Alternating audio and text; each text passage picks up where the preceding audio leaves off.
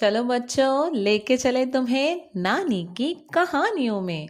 आज हम सुनेंगे बाद में की जादुई दुनिया। एक बार की बात थी। एक बहुत ही होशियार लड़का था, लेकिन उसमें एक आदत थी जो सबको परेशान करती थी। जब भी कोई उसे कुछ काम करने को कहता, उसका जवाब होता, बाद में। बेटा, अपना कमरा साफ कर लो। बाद में। बेटा, होमवर्क पूरा कर लो।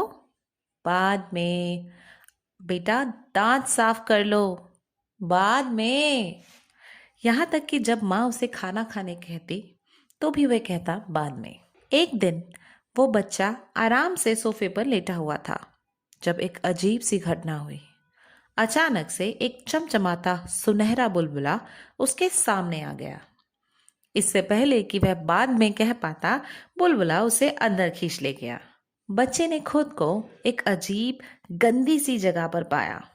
आसमान फीका था, पेड़ झुके हुए थे और चारों तरफ गंदगी और अधूरे काम बिखरे हुए थे। ये ये कहाँ आ गया मैं? ये है बाद में की दुनिया, एक थकी हुई आवाज ने कहा। बच्चे ने पीछे मुड़कर देखा तो एक छोटा सा घड़ी का कार्टून उसके पास खड़ा था। उसने कहा, जो भी हर काम के लिए बाद में कहता है, वो यहाँ आ जाता है। पर यहाँ तो कुछ भी अच्छा नहीं है। घड़ी ने धूल भरे खिलौनों की ढेरी, फटी हुई किताबें और आधे खाए हुए सैंडविच की तरफ इशारा किया। ये सब तुम्हारे बाद में के काम है।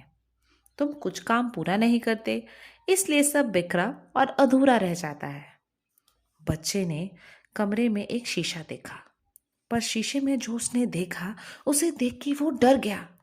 उसने देखा, उसके सामने गंदे कपड़ों में एक उदास पीले दांतों वाला और थका हुआ लड़का था। ये कौन है? उसने पूछा। शीशे ने जवाब दिया, मैं तुम्हारा भविष्य हूं। मैं हर काम को बाद में कहता रहा और धीरे धीरे वो सब काम इकट्ठा हो गए, और अब मैं हर वक्त गंदा और थका हुआ महसूस करता हूँ। बच्चे का दिल बैठ गया। पर मैं ऐसा नहीं बनना चाहता, उसने कहा। घड़ी की सुइयां तेजी से घूमी और बच्चा एक साफ सुथरी और सुंदर सी जगह पर पहुंच गया। उसने देखा कि सारा कमरा बहुत अच्छे से व्यवस्थित है।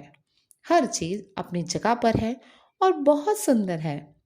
उसे कमरे के कोने में वैसा ही शीशा दिखा। जब वह उसके पास गया तो उसने देखा कि एक बहुत खूबसूरत चमकते हुए दांतों वाला आत्मविश्वास से भरा हुआ लड़का खड़ा है। शीशे ने मुस्कुराते हुए कहा, मैं भी तुम्हारा भविष्य हूँ।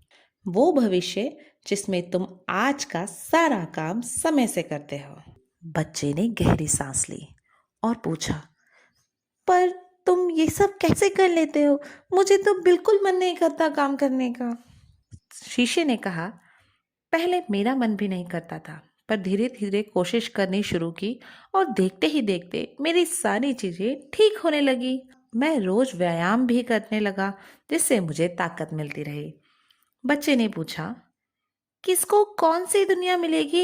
ये कौन तय करता है? शीशे ने मुस्कुराते हुए कहा, हम सभी के पास एक जादुई किताब होती है, जो रोज हमारी आदतों को लिखकर हमारा भविष्य बनाती है। पर मैंने तो बहुत काम अधूरे छोड़े हैं। पता नहीं मेरी किताब में क्या भविष्य हो गया होगा।